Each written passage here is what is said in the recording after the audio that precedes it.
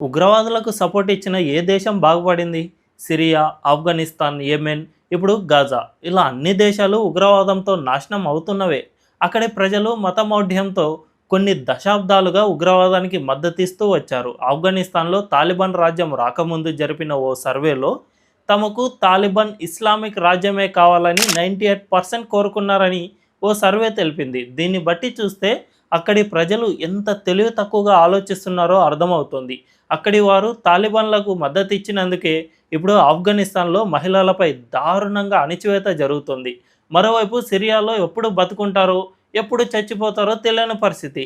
ఇప్పుడు గాజాలోనూ ప్రజలు ఆకలితో చనిపోతూ ఉన్నారు. రోజుకు పదుల సంఖ్యలో ఆకలి మరణాలు సంభవిస్తున్నాయి. దీనంతటికీ కారణం అక్కడి ప్రజలు హమాస్ ఉగ్రవాద సంస్థకు మద్దతు ఇవ్వడమే. ఆ సంస్థ చేసిన ఉగ్రవాద దాడి వల్ల ఇప్పుడు అక్కడి ప్రజలంతా ఆకలితో చనిపోవాల్సిన పరిస్థితి ఏర్పడుతోంది.